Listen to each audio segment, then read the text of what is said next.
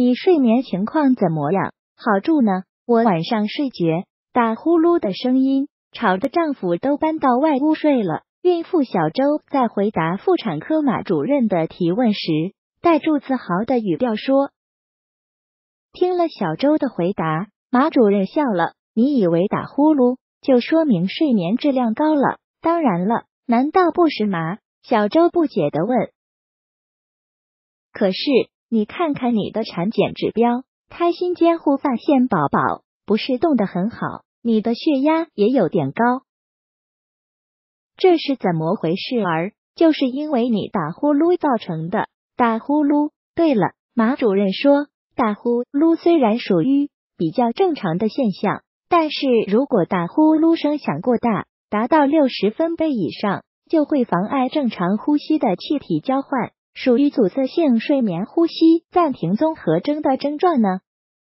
小周好奇地问，这是什么病呢？马主任解释说，这是一种因为反复缺氧和二氧化碳蓄积而对许多系统和多器官产生不良影响的疾病，所以孕妇晚上睡觉打呼噜声音太大，不是睡得香，而是一种病态的前奏。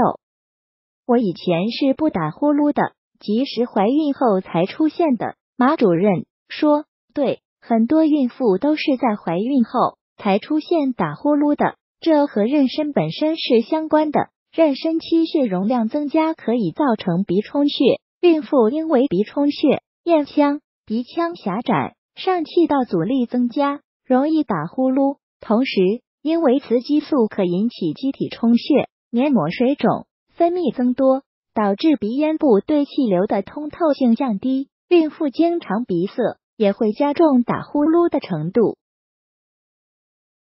小周问，对怀孕有什么不好的影响吗？马主任说，打呼噜看似是小事儿，实际上有4种不利影响呢。第一，打呼噜的孕妇容易出现呼吸及睡眠节律紊乱，反复出现呼吸暂停及觉醒，会导致睡眠不足，白天犯困，精力不足。第二，孕妇打呼噜会导致肌肉交感神经兴奋性增加，激活肾素、血管紧张素，肾素水平增高，导致动脉血压升高，容易出现妊娠期高血压疾病。第三，打呼噜的孕妇和不打呼噜的孕妇相比，分娩时顺产的概率要低，主要是打呼噜的孕妇容易患妊娠高血压综合征，早产的发生率增加，进而剖宫产率的上升。第四，打呼噜也会对胎儿有影响，胎儿很敏感，特别是神经系统的发育对于外界的影响反应最为敏感，任何异常因素都可能影响到胎儿血流的粘度、红细胞比例、血氧饱和度，进而引起胎心异常、胎儿呼吸窘迫以及胎儿生长发育受限等，这么多不利影响呀，那我应该怎么办呢？小周着急地问。马主任说，这也容易，注意平时